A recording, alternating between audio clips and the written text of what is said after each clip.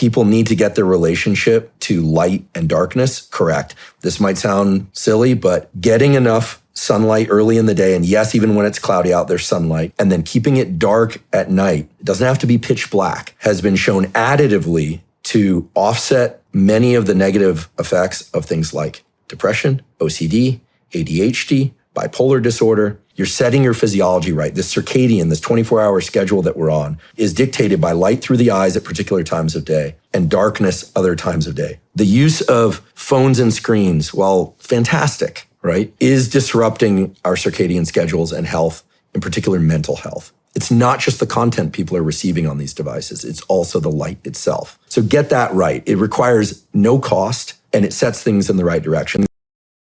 People who know me from the science world, like my friend Dave Feldheim, will vouch for this. I've been doing the long sleeve black shirts for a long, long time. I started getting tattooed really young. So I'm like wrist to neck tattooed. So part of it was I always sleeved up for work, because even though times have changed and now you see tattoos more often, I believe still, and when you go to work, like for the sake of the students and teaching, it's like out of respect for them. It's like, let's not make the attention on my tattoos. Let's just make it about use. It's a little bit of an attempt to kind of blank myself away and make it about the material I'm teaching. That's what I do on the podcast in the classroom. I sometimes roll up my sleeves a little bit if it gets warm. The other piece is that I'm a huge Clash fan, but more than the Clash, I love Joe Strummer from the Clash, and he did the Mescaleros. I've never saw them play live, but I saw this video of Joe Strummer playing in a button-down black sleeve shirt. This must have been like 2006, 7 or something like that, sweating like crazy, and long sleeves kept long. And I'm like, man, that's the punkest thing I've ever seen. He's in black jeans and black shirt, and he's just playing, and he's just drenched in sweat. So that's where that comes from.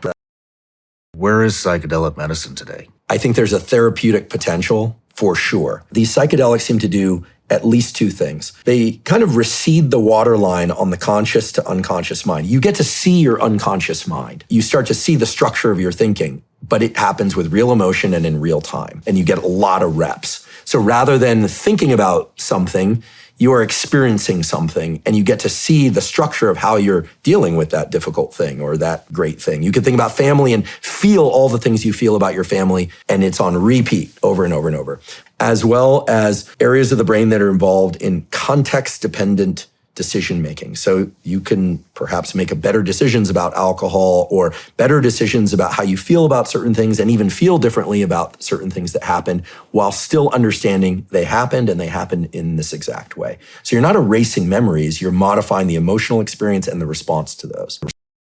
It's a phone. Yeah, it's not a phone cover. It's an actual phone. It protects you from big tech tracking everything you do. You can plug in your own VPN. It has its own version of Signal. It has a kill switch. I don't know if you know, but big tech can listen to you even when your phone's off. Remember a few years back when we used to wonder if they were listening, because then you'd go on Google and all of a sudden something would pop up that was related to what you were talking about. I'll tell you one story around this that makes me especially excited to have this. When I lived in Topanga Canyon, it's out in the middle of nowhere, I had a barrel sauna out back, and I was in the barrel sauna. A friend had come over and we were talking. My phone was up in the house, okay? Seriously, like through a sliding glass window, closed glass window. Somehow, we had a conversation in the sauna, went back inside, opened up my phone, and it was on topic for the conversation that had taken place. Are you serious? I'm not kidding, and I still can't figure out how that happened, but something happened.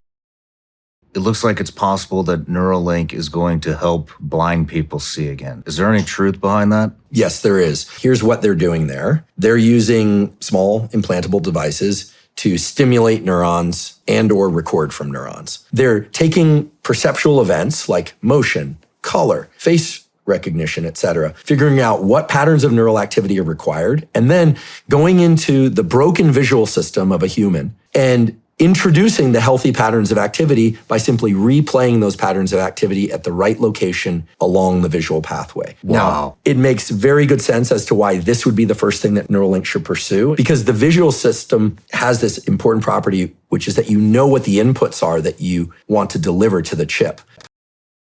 Everybody prays a little bit different. How do you pray? So for me, even though I was told I don't have to do it this way, it's how I started. Our good friend Eddie Penny was the one who really got me praying. I grew up in a mixed religion home, so religion was really complicated for me. But in terms of prayer, Eddie was the one who was like, you don't need to make it a certain practice that looks a certain way. It could look this way or that way. But what's worked best for me is before I go to sleep every single night, I get on my knees, side of the bed, like a little kid in a movie, right? But for me, this is what works. I pray for other people first. Then I spend a little bit of time listening. Then I spend a little bit of time praying for things that I'm working on, challenges. I'm mostly praying for strength to deal with those challenges. And then occasionally I'll focus on something that I might be especially challenged with or especially grateful for in that time. And then I say my thanks and I go to sleep.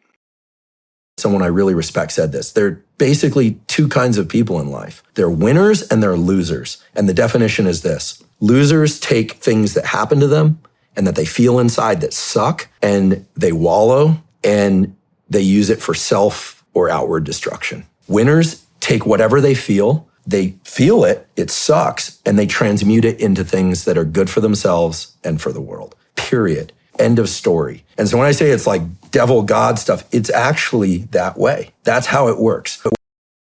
What else is in our drinking water? Well, a lot of hormone-related stuff, birth control stuff. I think it's just a good idea to filter your drinking water if possible. The BPAs and the phthalates and these forever chemicals are very concerning. These forever chemicals don't leave the body. These endocrine disruptors during pregnancy are shortening the distance between the scrotum and the anus in boys. The taint size, literally, is shrinking toward a more female pattern with progressive exposure to phthalates and endocrine disruptors present in receipts, present in plastic bottles. Egg counts are going down in women. Polycystic ovarian syndromes are going up. These have real implications. Reduced sperm counts, testosterone levels are going down, and it correlates well with phthalates and things in drinking water.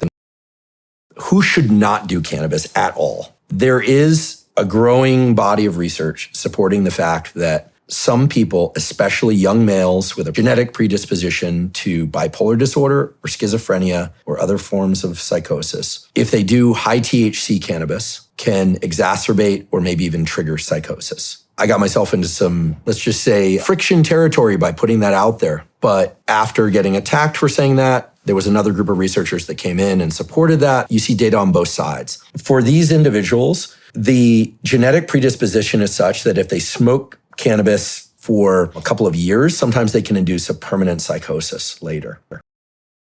Let's talk about cannabis. Okay, so neither cannabis nor nicotine will give you cancer, but smoking, vaping, dipping, and snuffing can increase your risk of cancer. Mm-hmm. So the delivery route matters. So nicotine is actually protective, it's thought, against Parkinson's and Alzheimer's. Did you know that? No, I didn't know that. Yeah, but it's highly addictive, and most people smoke, vape, dip or snuff it, which is carcinogenic. A small amount of cannabis vaped seems to help you with your sleep. It's probably robbing you of some slow wave sleep and rapid eye movement sleep that would be beneficial. But in the meantime, why not use a small amount of edible and then you essentially remove the cancer risk. And then you just have to decide if you want to continue to use cannabis.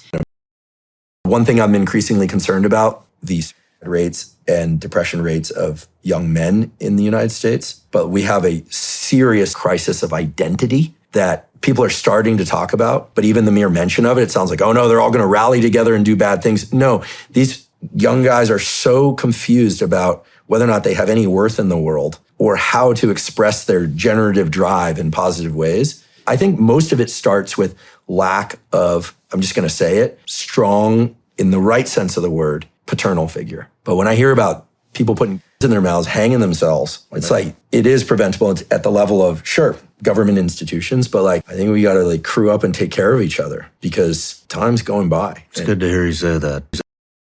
I was taking LSD. It came time to take the SAT. And my mom woke me up and she goes, you should go take the SAT. It's today. And I said, no way. I'd been up all night on a half hit of acid. I was still a little bit like, eh. She goes, just go. You have to go. So I go in there, I sit down, and I remember thinking like, I don't know any of this stuff. But they said, even if you just fill out your name and information, you get a certain number of points. I was like, okay, just fill that out. And I swear on my life, I just did art with the bubbles. I was just filling in the bubbles. Did you even read the questions? No.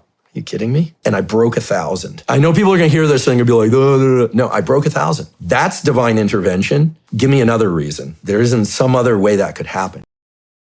Podcasting is real. It's as real as it gets. And traditional media, they're in competition with us. We're not in competition with them. It's a damn good way to put it. It's just fascinating to watch these tables turn. I think it's a kind of a rite of passage now in podcasting that trad media comes and takes a shot at you. Some cases, they've taken 3 shots or 5 shots. It's just part of the way they try and rob power. That's what they're trying to do. But there is a part of me, because this is my nature, I kind of want to like put my arms around them and say, listen, I know you're all underpaid. I know it's super frustrating. I know you have to answer to all these people. You should go independent. It's like, look at what Barry Weiss did.